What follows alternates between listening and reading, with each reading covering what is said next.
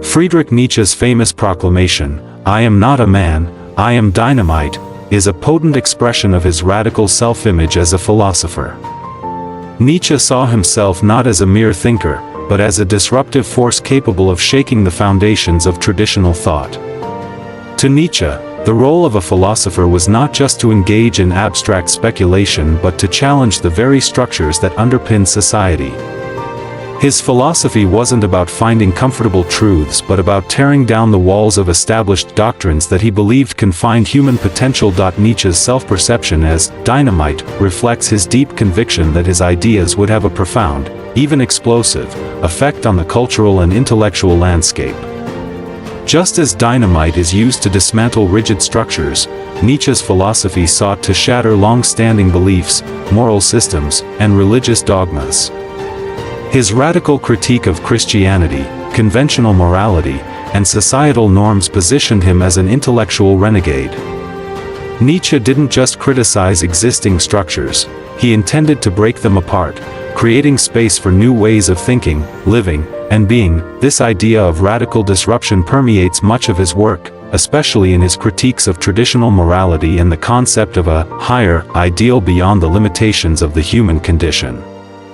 The metaphors of destruction and upheaval, often present in Nietzsche's language, reflect his belief that human beings had to be willing to face chaos and uncertainty in order to create something new and more liberated.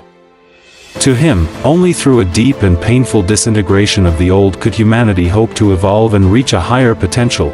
Nietzsche did not see his philosophy as an exercise in theoretical abstraction.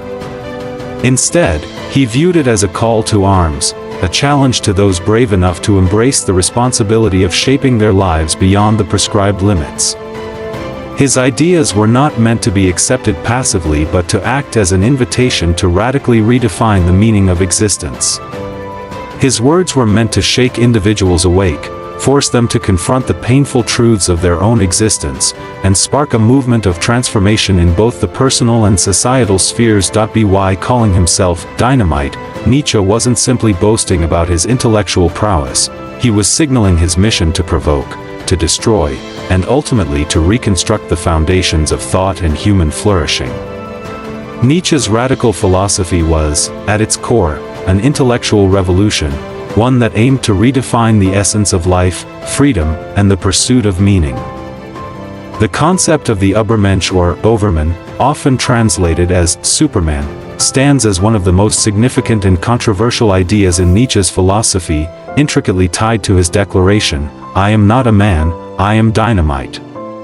This idea encapsulates Nietzsche's vision of human potential, a transcendent individual who rises above the conventional constraints of morality, societal norms, and traditional expectations. For Nietzsche, the Übermensch was not simply a figure of power or dominance but an idealized form of human existence that could evolve beyond the limitations that had historically defined humanity. In Nietzsche's view, society had imposed artificial standards on human beings through religion, moral codes, and institutional structures. These norms restricted personal growth and freedom, stifling individual potential. The Übermensch, however, would embody a completely different kind of existence. This individual would be free from the moral shackles of society and instead would create their own values, determining their path based on their unique desires, ambitions, and inner strength.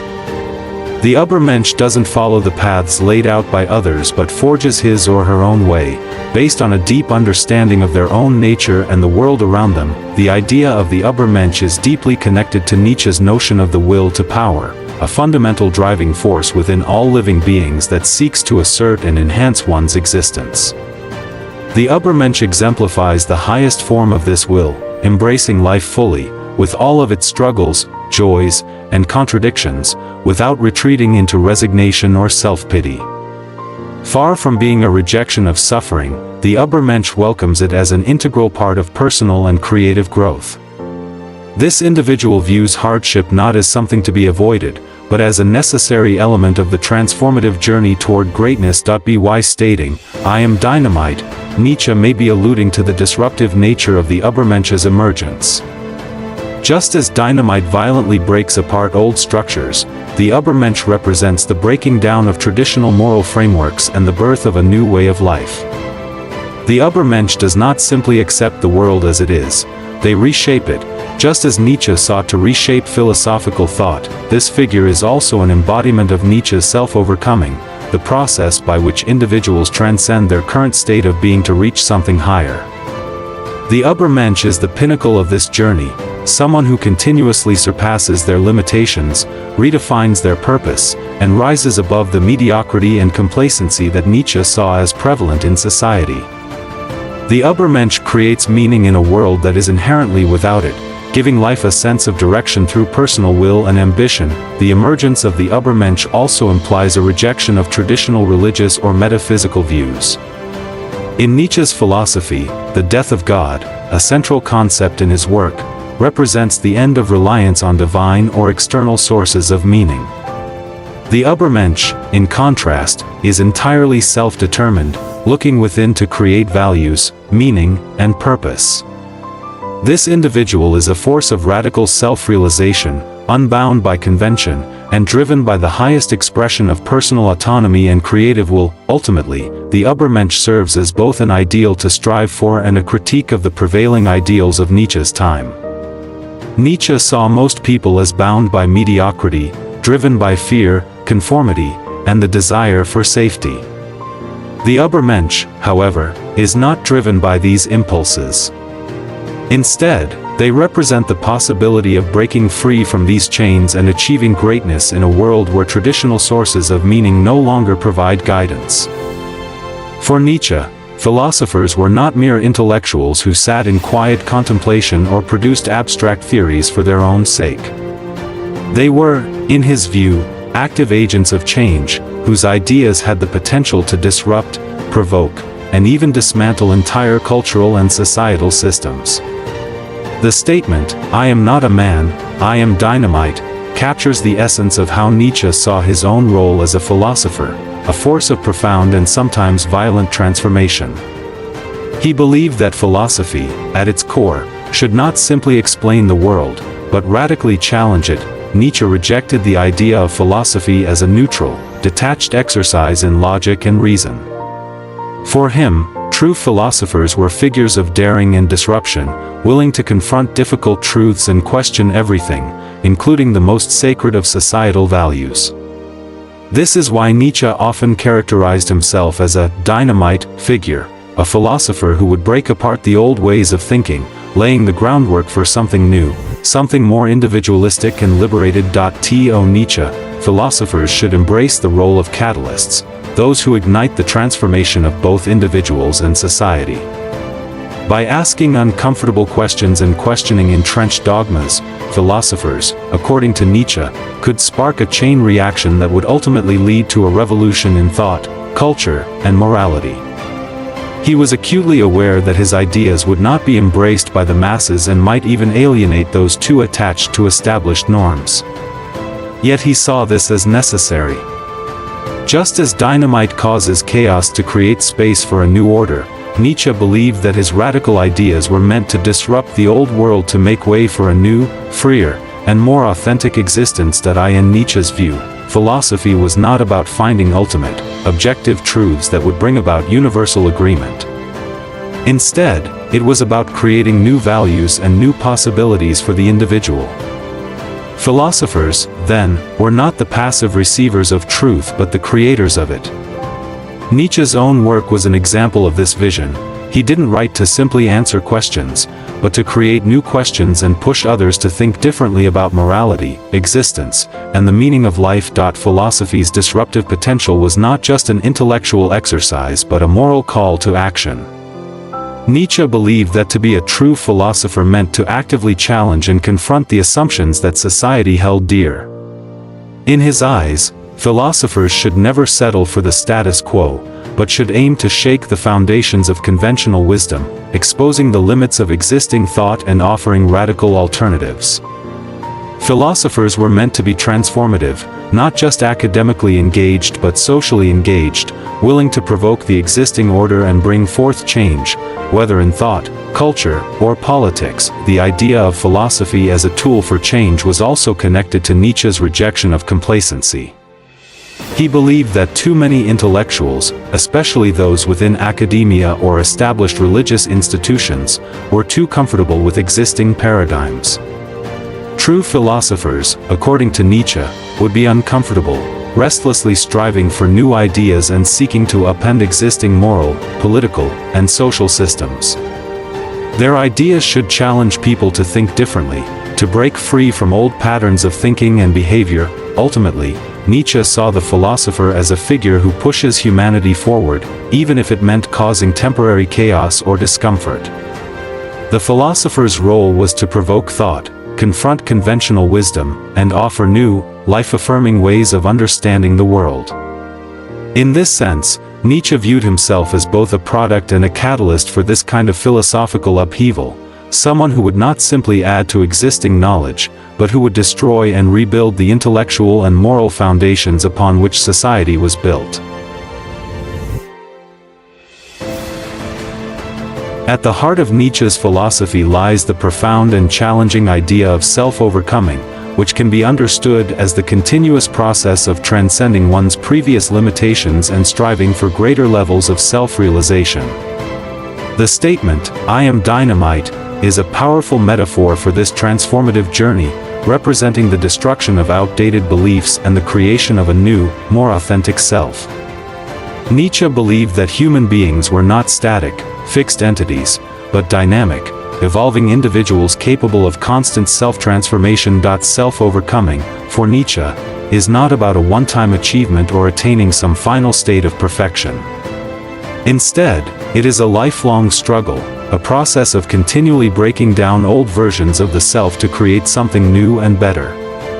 The human experience, in Nietzsche's view, is a battle of becoming something more than what society expects, more than what one's past self has been, and more than what current limitations suggest. This process requires great strength, courage, and willpower, attributes that Nietzsche saw as essential for any individual attempting to live an authentic life. The concept of self-overcoming is closely tied to Nietzsche's idea of the Übermensch, Overman or Superman, the ideal figure who has surpassed conventional morality, social expectations, and the status quo of human existence. The Übermensch is a symbol of what humanity could become if it fully embraced the process of self-overcoming, transcending the limitations imposed by society, religion, and traditional values to create a new, higher form of existence. This transcendence is not achieved through passive acceptance of external values but through active engagement with one's own desires, ambitions, and will to power. The Übermensch embodies the idea of living life on one's own terms, creating meaning and purpose through self-empowerment. For Nietzsche, self-overcoming also meant rejecting the notion of a fixed, unchangeable essence.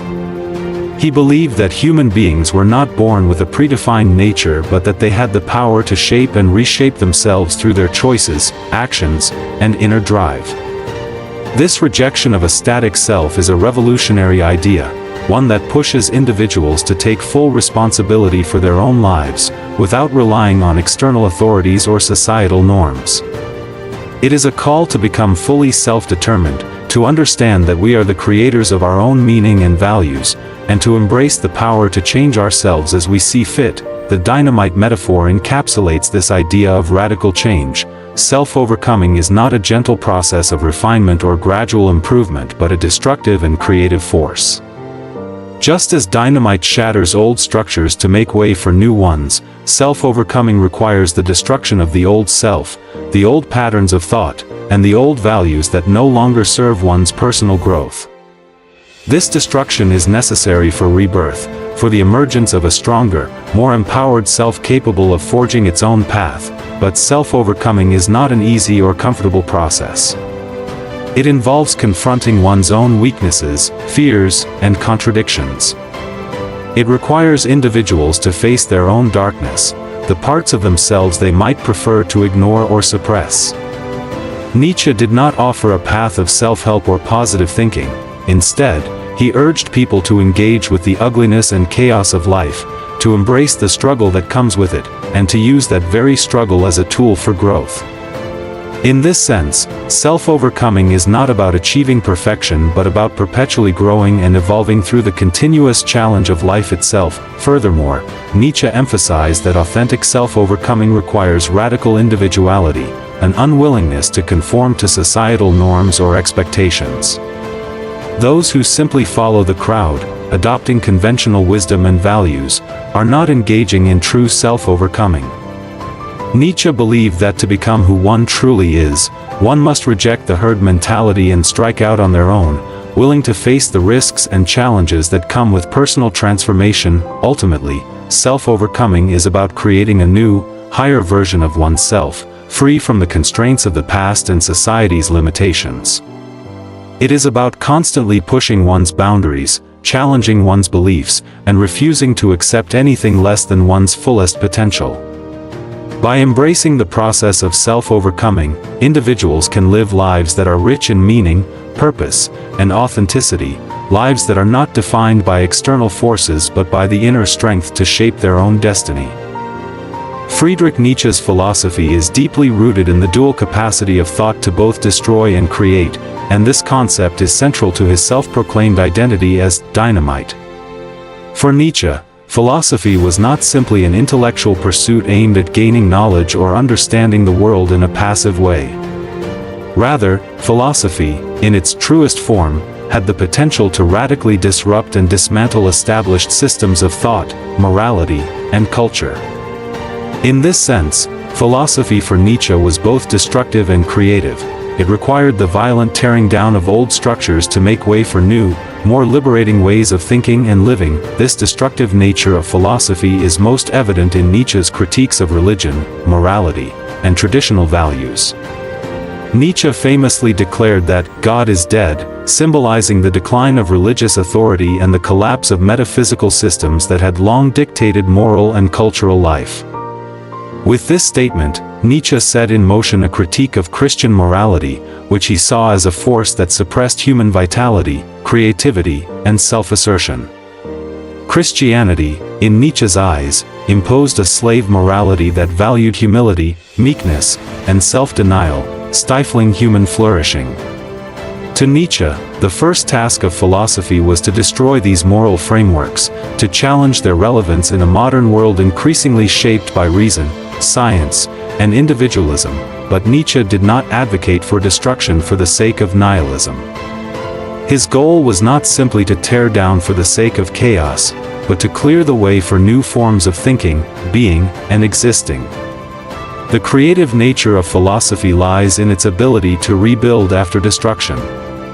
Just as dynamite clears the ground for new construction, Nietzsche believed that once the old values and structures were dismantled, there would be space to create new values, new meanings, and a new way of living. The creative aspect of Nietzsche's philosophy is closely tied to his concept of the Übermensch, Overman or Superman, an individual who creates their own values and defines their own purpose in a world without objective, external meaning. Philosophy, then, becomes the means by which individuals transcend traditional moral systems and societal expectations, liberating themselves from the constraints of the past to create a more authentic and powerful life. The Übermensch is not simply someone who survives in the world, they actively shape it, engaging in the creative process of defining their own path, rejecting imposed truths, and embracing life's challenges as opportunities for growth. Moreover, Nietzsche's philosophy of will to power reinforces the creative potential inherent in human life. This concept suggests that the fundamental drive in humans is not survival or reproduction, but the desire to assert and expand one's own influence and capabilities. This will to power is not merely about domination over others, but about self-mastery and the creation of one's own essence. In this light, philosophy becomes a creative act of self-creation, where individuals reshape their identities, their desires, and their purposes according to their own will. Another important aspect of the creative nature of philosophy in Nietzsche's work is the affirmation of life. Nietzsche was famously opposed to any philosophy or worldview that sought to escape or deny the realities of life, including its suffering, chaos, and impermanence. For Nietzsche, life must be affirmed in all its complexity, and this affirmation requires a creative response to the inherent challenges of existence. Instead of fleeing into illusions of comfort or transcendence, individuals must learn to embrace and celebrate life as it is, transforming obstacles and suffering into sources of strength, creativity, and meaning. Philosophy, therefore, is not a tool for passive contemplation but a dynamic process that transforms both the individual and the world around them. It is a force that continually destroys the old to make way for the new, and at the same time, it is a creative force that empowers individuals to take control of their own destinies, to craft their own values, and to live with vitality, authenticity, and purpose. This dual role of destruction and creation is why Nietzsche saw philosophy as dynamic, alive, and constantly evolving, much like the process of self-overcoming that he emphasized throughout his work. Nietzsche's philosophy was never meant to be a fixed system of belief. It was an invitation to engage with life as a creative project, where both destruction and creation are necessary parts of the process. Through this lens, philosophy becomes a transformative force, one that challenges us to rethink everything we know and to rebuild our lives with greater freedom, strength, and creativity.